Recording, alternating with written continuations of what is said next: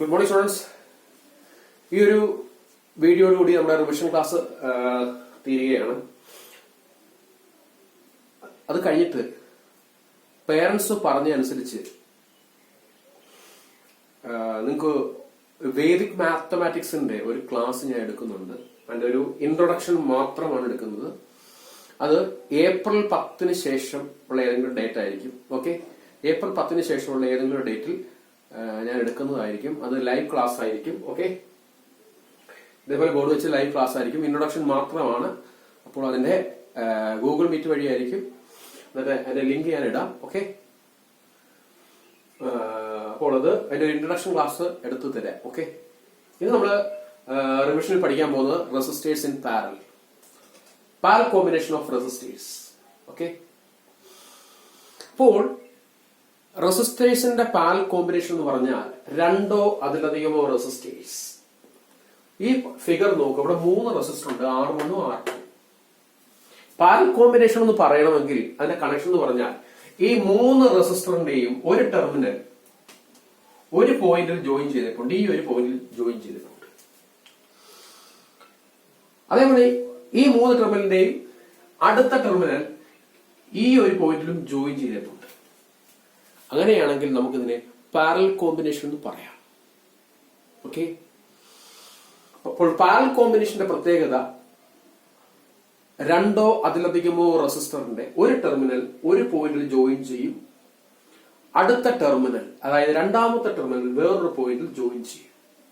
In parallel combination of resistors 2 or more resistors are connected in such a way that one terminal of each resistor. ഇതാണ് 3 റെസിസ്റ്ററിന്റെ ഒരു terminal. One terminal of each resistor are joined together at one junction or point. ഈ 3 റെസിസ്റ്ററിന്റെയും ഒരു terminal ഈ പോയിന്റിൽ നമ്മൾ എന്തോ ചെയ്യുന്നു, ജോയിൻ ചെയ്യുന്നു. Okay, all other terminals are connected together at other junction. ബാക്കി എല്ലാ ടെർമിനലിലും ഈ രണ്ടാമത്തെ പോയിന്റിൽ എന്തോ ചെയ്യുന്നു, കണക്ട് ചെയ്യുന്നു. അങ്ങനെയാണെങ്കിൽ ഇതിനെ വിളിക്കുന്ന പേരാണ് പാരലൽ കോമ്പിനേഷൻ. പാരലൽ കോമ്പിനേഷനിൽ രണ്ടോ അതിലധികമോ റെസിസ്റ്ററിന്റെ ഒരു ടെർമിനൽ ഒരു പോയിന്റിൽ അല്ലെങ്കിൽ ഒരു ജംഗ്ഷനിൽ ജോയിൻ ചെയ്യുന്നു, അടുത്ത ടെർമിനൽ വേറൊരു പോയിന്റിൽ അല്ലെങ്കിൽ വേറൊരു ജംഗ്ഷനിൽ ജോയിൻ ചെയ്യുന്നു. അങ്ങനെയാണെങ്കിൽ ഇതിനെ വിളിക്കുന്ന പേരാണ് പാരലൽ കോമ്പിനേഷൻ ഓഫ് റെസിസ്റ്റേഴ്സ്. ഇനി ഇവിടെ നോക്കുക, ഇതാണ് വോൾട്ടേജ് സോഴ്സ്. V എന്നൊരു വോൾട്ടേജ് ആണ് നമ്മൾ കൊടുക്കുന്നത്. ഈ 3 റെസിസ്റ്റേഴ്സിനും എക്രോസ് ആയിട്ട് നമ്മൾ V എന്നൊരു വോൾട്ടേജ് കൊടുക്കുന്നു. അപ്പോൾ ഇതിലൂടെ ഫ്ലോ ചെയ്യുന്ന കറണ്ട് I ആണ്. ഈ I ഇവിടെ വന്ന് സ്പ്ലിറ്റ് ആകുന്നു, വേർപിരിയുന്നു. R1 എന്ന റെസിസ്റ്റർ വഴി ഒഴുകുന്ന കറണ്ട് I1, R2 വഴി ഒഴുകുന്ന കറണ്ട് I2, R3 വഴി ഒഴുകുന്ന കറണ്ട് I3. അപ്പോൾ നമ്മുടെ മെയിൻ കറണ്ട് എത്രയാണ്? I. വോൾട്ടേജ് എത്രയാണ്? V. അപ്പോൾ ഈ I എന്ന മെയിൻ കറണ്ട് ഇവിടെ വെച്ച് സ്പ്ലിറ്റ് ആയി I1 R1ലൂടെയും I2 R2ലൂടെയും I3 R3ലൂടെയും ഒഴുകുന്നു. അപ്പോൾ നമുക്ക് എഴുതാം, I എന്ന് പറഞ്ഞാൽ I1 plus I2 plus I3. ഇനിയാണ് അപ്പോൾ നമ്മൾ ഇതിനെ പഠിച്ചൊരു കാര്യം എന്ന് പറഞ്ഞാൽ പാരലൽ കോമ്പിനേഷനിൽ കറണ്ട് ഡിഫറെന്റ് ആണ്. പാരലൽ കോമ്പിനേഷനിലൂടെ ഫ്ലോ ചെയ്യുന്ന കറണ്ട് ഡിഫറെന്റ് ആണ്. R1ലൂടെ ഒഴുകുന്ന കറണ്ട് I1, R2ലൂടെ ഒഴുകുന്ന കറണ്ട് I2, R3ലൂടെ ഒഴുകുന്ന കറണ്ട് I3. പക്ഷെ ഇവിടുത്തെ ഒരു പ്രത്യേകതയുണ്ട്, വോൾട്ടേജ് സെയിം ആയിരിക്കും. എന്താണ്? വോൾട്ടേജ് സെയിം ആയിരിക്കും. ഇവിടുത്തെ എല്ലാം വോൾട്ടേജ് എന്ന് പറഞ്ഞാൽ V ആയിരിക്കും. പാരലൽ കോമ്പിനേഷനിൽ പ്രത്യേകത എന്താണ്? Voltage across each resistor is same. അപ്പോൾ പാരലൽ കോമ്പിനേഷന്റെ പ്രത്യേകത വോൾട്ടേജ് സെയിം ആണ്, കറണ്ട് ഡിഫറെന്റ് ആണ്. R1ലൂടെ ഫ്ലോ ചെയ്യുന്ന കറണ്ട് I1, R2ലൂടെ ഫ്ലോ ചെയ്യുന്ന കറണ്ട് I2, R3ലൂടെ ഫ്ലോ ചെയ്യുന്ന കറണ്ട് I3. അപ്പോൾ ഈ 3 റെസിസ്റ്ററിലൂടെയും ഫ്ലോ ചെയ്യുന്ന കറണ്ട് ഡിഫറെന്റ് ആണ്. പക്ഷെ 3 റെസിസ്റ്ററിലും അക്രോസ് ആയിട്ടുള്ള വോൾട്ടേജ് സെയിം ആണ്, V ആണ്. R1 അക്രോസ് ആയ വോൾട്ടേജ് V, R2 അക്രോസ് ആയത് V, R3 അക്രോസ് ആയത് V.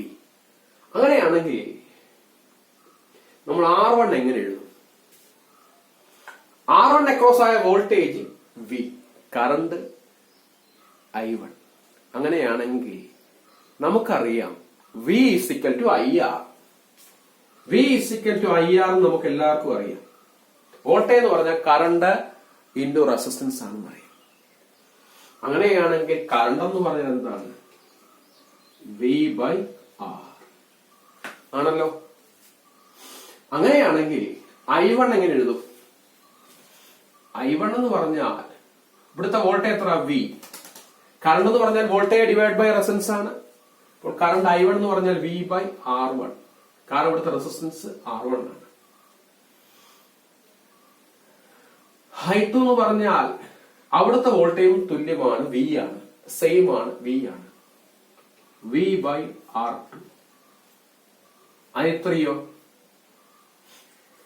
വോൾട്ടേജ് സെയിം ആണ്, V ആണ്, റെസിസ്റ്റൻസ് I2 എന്ന് പറഞ്ഞാൽ V by R2 ആണ്. അതേപോലെ I3 എന്ന് പറഞ്ഞാൽ V by R3 ആണ്.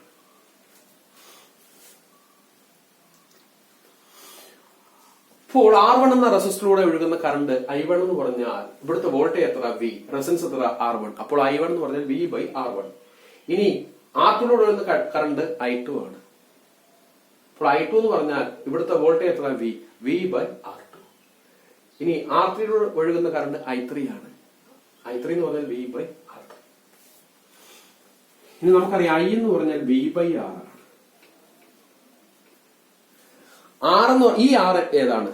വോൾട്ടേജ് എന്ന് പറഞ്ഞാൽ ഈ വോൾട്ടേജ് ആണ്. ഈ R എന്ന് പറഞ്ഞാൽ 3 റെസിസ്റ്ററിന്റെയും ഇക്വലന്റ് റെസിസ്റ്റൻസ് ആണ്. അതായത് പാരലൽ കോമ്പിനേഷന്റെ ഇക്വലന്റ് റെസിസ്റ്റൻസ് ആണ് ഈ R എന്ന് പറയുന്നത്.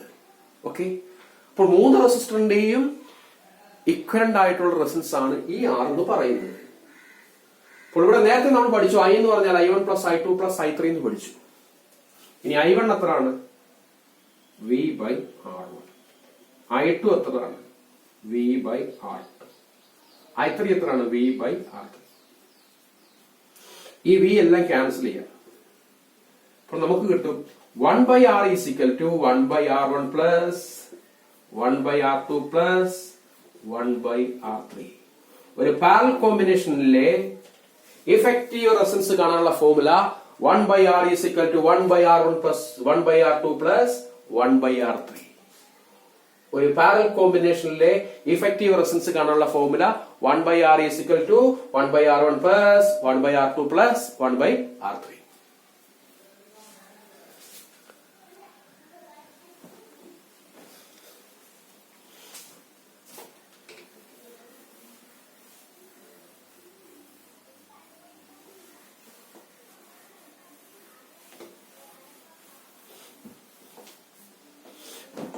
For a parallel combination effective resistance കാണാനുള്ള formula 1 by R is equal to 1 by R1 plus 1 by R2 plus 1 by R3. Okay.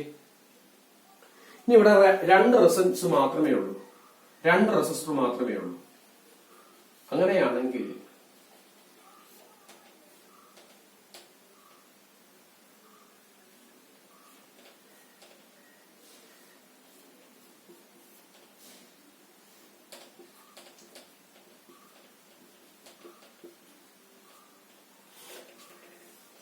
രണ്ട് റെസിസ്റ്റർ മാത്രമേ ഉള്ളൂ എങ്കിൽ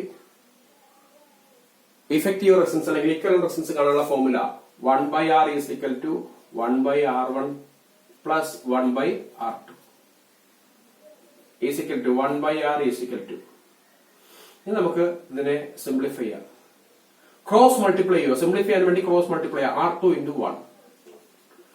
into 1 plus R1 into 1 divided by R1 R2. So 1 by R is equal to R2 into 1 എത്രയാണ്? R2. R1 into 1 എത്രയാണ്? R1 divided by R1 R2. ഇനി ഇങ്ങനെ തിരിച്ചിടുക. അപ്പോൾ R എന്ന് പറഞ്ഞാൽ R1 R2 divided by R1 plus R2. രണ്ട് resistor മാത്രമേ ഉള്ളെങ്കിൽ അതിന്റെ ഇഫക്റ്റീവ് റെസിസ്റ്റൻസ് കാണാനുള്ള formula R equal to R1 R2 divide by R1 plus R2. Okay,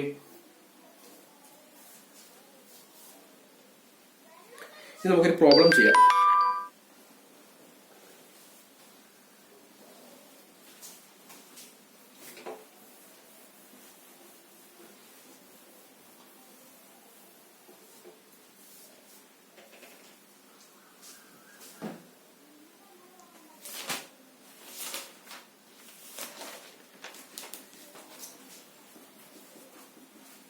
Find the effective resistance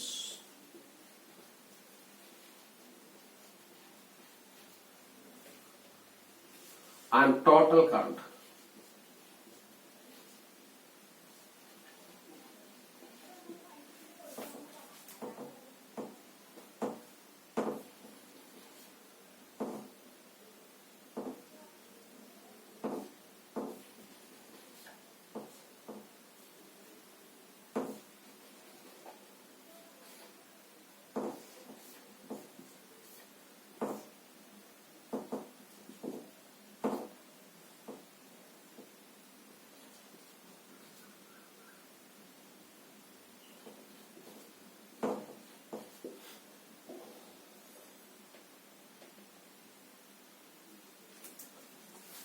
okay.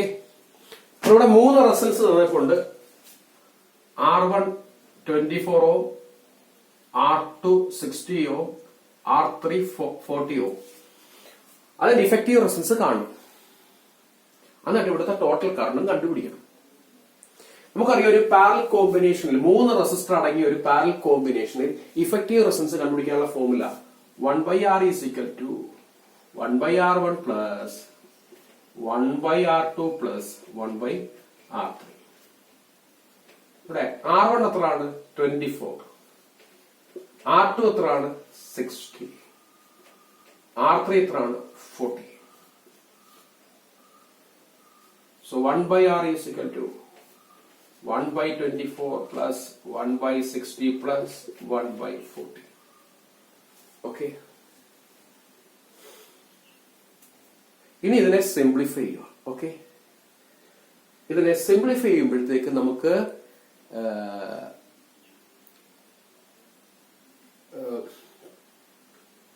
R കണ്ടുപിടിക്കാൻ പറ്റും. ഓക്കെ,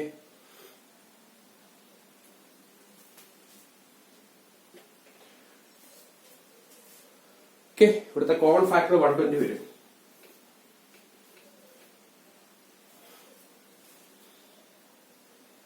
(24 into 5 ആണ് 120. 5 plus 2 plus 3. 1/R is equal to 10/120.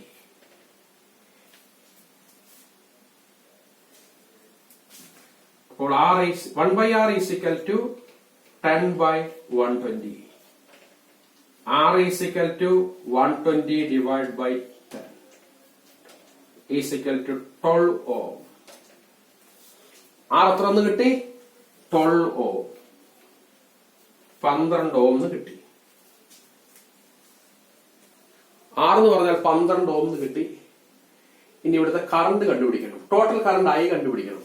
I എന്ന് പറഞ്ഞാൽ V/R. V എത്രയാണ്? തന്നിരിക്കുന്ന voltage V 12 volt ആണ്. ഇവിടെ 12 volt ആണ് V. R എന്ന് പറയുന്നത് 3ന്റെ ഇഫക്റ്റീവ് റെസിസ്റ്റൻസ് 12 ഓം എന്ന് കിട്ടി. അപ്പോൾ I എന്ന് പറഞ്ഞാൽ V/R. V 12 ആണ്, R 12 ആണ്. 12 കിട്ടിയ 1. കറണ്ടിന്റെ വാല്യൂ 1 യൂണിറ്റ് എന്താണ്? ആംപിയർ. 1 ആംപിയർ ആണ് നമ്മൾ ഇവിടുത്തെ കറണ്ട്. ഓക്കെ, അപ്പോൾ ഇതോടുകൂടി നമ്മുടെ ഈ വർഷത്തെ ഇലക്ട്രിക്കൽ ടെക്നോളജിയുടെ ക്ലാസ് കഴിഞ്ഞു, റിവിഷൻ ക്ലാസ് കഴിഞ്ഞു. അപ്പോൾ ഞാൻ നേരത്തെ പറഞ്ഞതുപോലെ തന്നെ ഏപ്രിൽ 10 ശേഷം ഏതെങ്കിലും ഒരു ഡേറ്റിൽ നമ്മൾ ഈ വേദിക് മാത്തമാറ്റിക്സിന്റെ ക്ലാസിന്റെ ഇൻട്രൊഡക്ഷൻ എടുക്കും. അത് കഴിഞ്ഞിട്ട് നിങ്ങൾ യൂട്യൂബിലെ എക്സാമ്പിൾസ് ചെയ്ത് പഠിച്ചാൽ മതി. ഞാൻ ഒരു ഇൻട്രൊഡക്ഷൻ മാത്രമാണ് തരുന്നത്. ഓക്കെ, മാത്തമാറ്റിക്സിന്റെ ഒരു ഇൻട്രൊഡക്ഷൻ മാത്രമാണ് തരുന്നത് വേദിക് മാത്തമാറ്റിക്സിന്റെ. പലർക്കും അറിയാം, നിങ്ങൾക്ക് പലർക്കും അറിയാവുന്ന കാര്യമാണ് വേദിക് മാത്തമാറ്റിക്സ് എന്ന് പറയുന്നത്. അറിഞ്ഞൂടാത്ത ആൾക്കാർക്ക് വേണ്ടിയാണ് പ്രധാനമായിട്ട് ഞാൻ എടുക്കുന്നത്. ഓക്കെ, അപ്പോൾ വേദിക് മാത്തമാറ്റിക്സിന്റെ ഒരു ഇൻട്രൊഡക്ഷൻ തരാം. അത് ഏപ്രിൽ 10 ശേഷമായിരിക്കും. ഇതേപോലുള്ള ഓഫ്ലൈൻ ക്ലാസ് അല്ലായിരിക്കും, ഓൺലൈൻ ക്ലാസ് ആണ്. ബോർഡ് വെച്ച് ഞാൻ ഓൺലൈനായിട്ട് പറഞ്ഞുതരാം ഏപ്രിൽ 10 ശേഷം. ഓക്കെ, അപ്പോൾ എല്ലാവർക്കും ഓൾ ദി ബെസ്റ്റ്. ഓക്കെ.